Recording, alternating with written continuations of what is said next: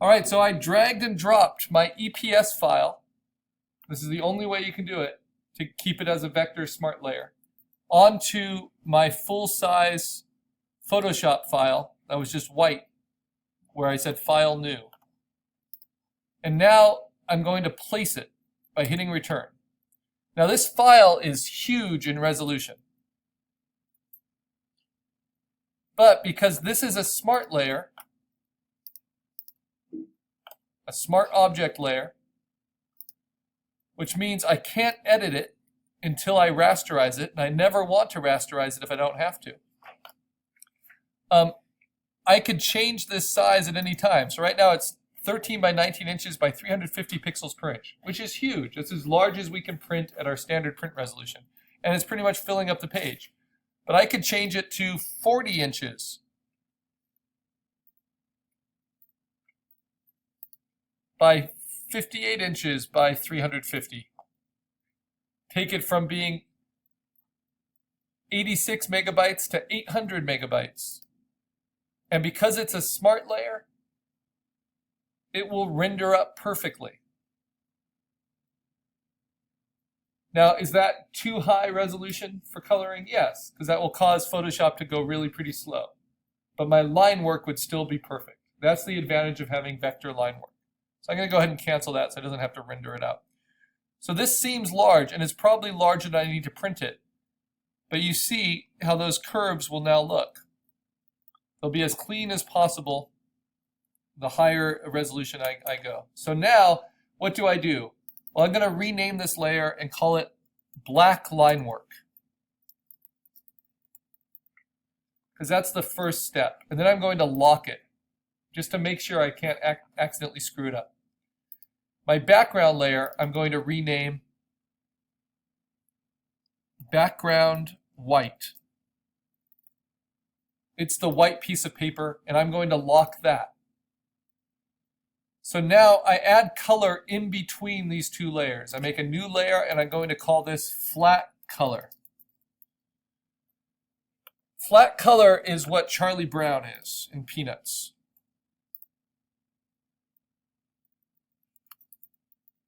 You know, really, really typical Sunday comics. You have black line work, and then for each local color, like Charlie Brown's skin, Charlie Brown's shirt, Charlie Brown's shorts, Charlie Brown's shoes, each of those is a different local color that gets filled in flat in those sections. Now, if I look up Nico the Nighthawk,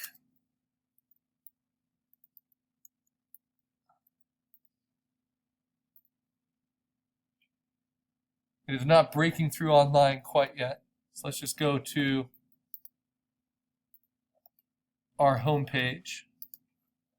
So I want to steal some of the colors from there.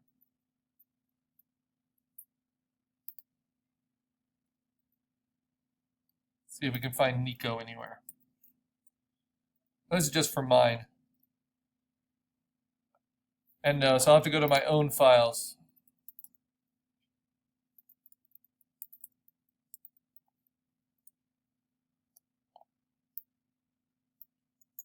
Must have him somewhere.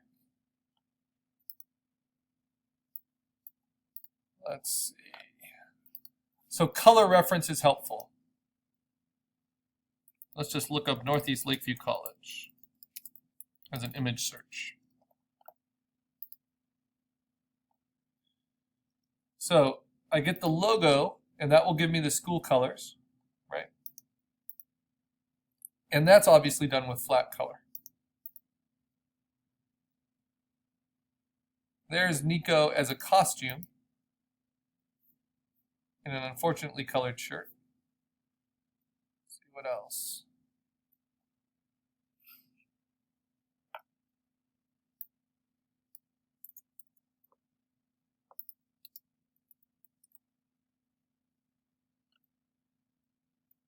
There we go. So I wanted to get a sense of what colors he was, and he's blue and green, right, in these different areas. And then I've designed several images of Nico in the past for the school, so I have my own examples.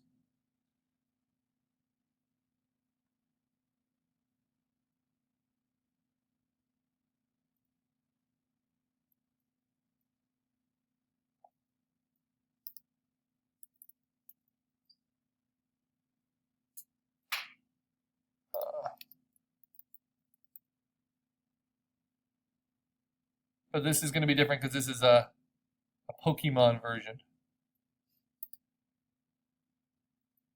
I gotta do it from Dropbox.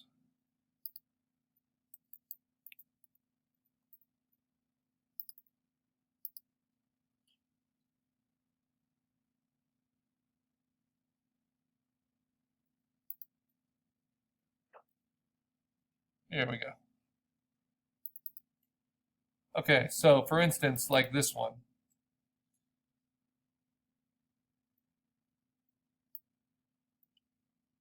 Shows some of those colors of Nico.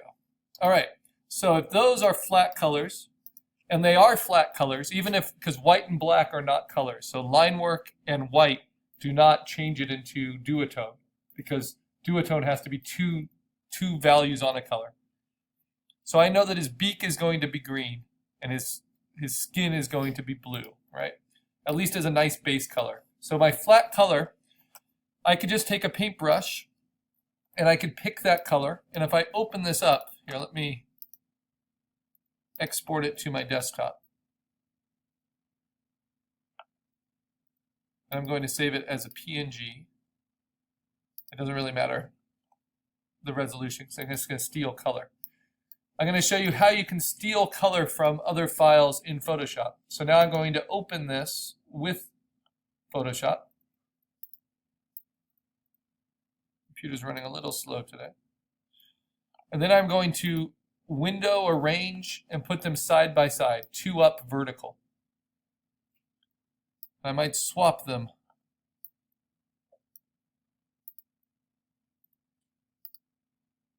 So that I'm working here and I have my reference on the right, which is usually how I like to work. So now I'm on a flat color layer. It's a protected layer. It's like a sandwich. White bread on the bottom, dark bread on the top, color in between, like my peanut butter and jelly. And I'm going to use my brush and I'm going to hold down Option. Let's make my brush a little bit bigger so you can see it.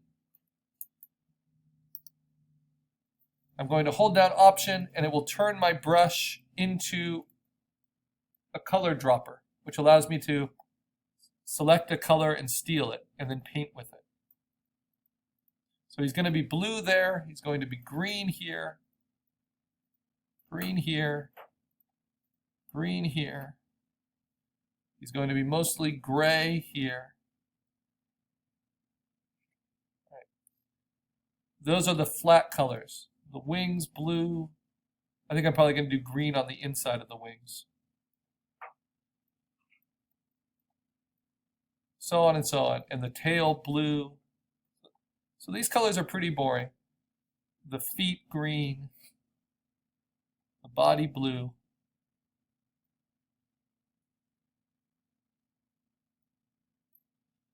So how do I do those flat colors simply? Well, right now I have them on a layer like this.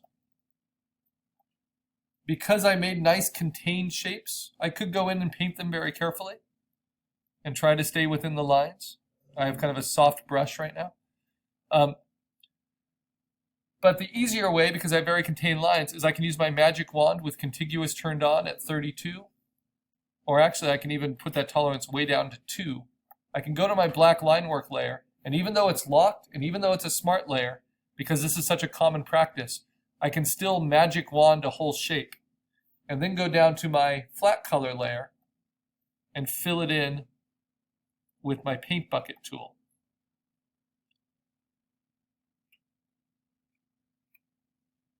Except I need to select the right color first. And then it will just fill it in really cleanly right up to my vector shape. That's why I have a tolerance of only 2. The reason there's these little holes there is because I had the paintbrush in there first. And my paintbrush is a textured brush right now, which I could change. I probably should change. Let's do a standard brush. All right. So that's how it works for contained images. So let me continue that. I was going to make it on a new layer. So I'm going to delete all of those. I'm going to call this my flat color, and I'll use that technique and make short work of it. And this is called flatting, and it's kind of the entry-level digital art job in most design houses. You go to one layer, you select the things you want to be green. So I want that to be green. I can hold down Shift. I can add the beak. I can add the feet. What else is green? I can add the inside of the wings. And then I just go to my paint bucket. I have green selected. I go to my flat color layer. By locking it, it keeps me from being able to put it on the wrong layer, which is the most common mistake. And that's why I have white locked as well. Then I deselect. I'll do the same thing with blue. So I'll use my magic wand. I go to my line work layer. I select what's going to be blue of some form or another. Hold down Shift. Get each contained shape.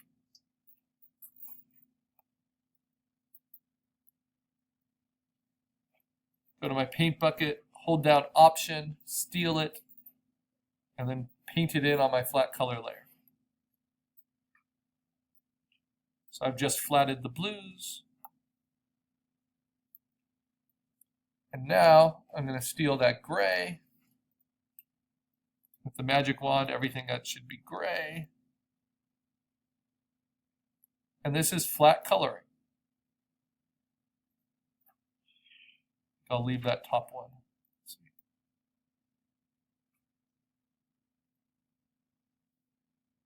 Because white is a color choice too, but it's a color choice you actually need to paint in. Then I'll steal that gray and I'll flat it in. Now what's the benefit of that? Of having all those flats? Well, this is the best benefit of it. Even if I don't want to keep them, it makes it so easy to select them. So now if I want that to be a different blue, because I don't need to limit, even with flat color, I can make that color a light blue. I can go to swatches. I can pick a standard one. These are the standard, like most commonly printed 256 colors, since 1950. That's how it's been done. But of course, we can do millions of colors. But I can start playing a little bit. Maybe I want that different. Maybe I want this different, this different. And the paint bucket, you don't even need to select it because they're now nicely isolated because they have nothing between them, right? And I have just these shapes.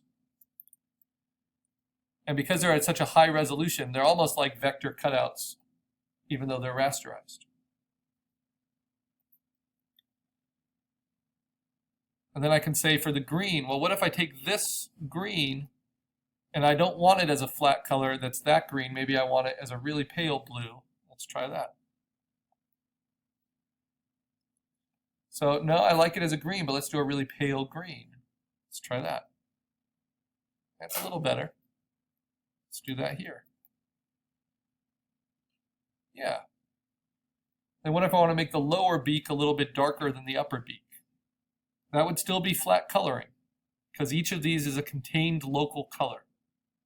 Just like Charlie Brown's shirt, right? So local color doesn't need to be simple.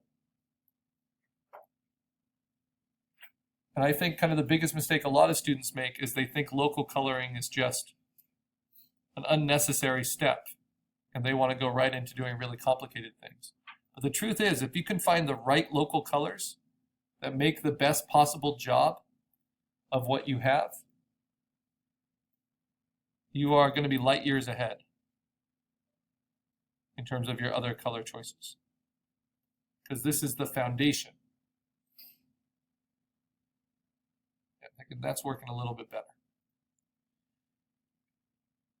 And then, of course, you can always select your color. You can always hit Option, select the color, and then click on the color options. I like to use web colors in the beginning just to see what a really common dark version of it would be, and then what a really common light version of it would be. But at any time, you can turn those off and get to your millions of colors as well.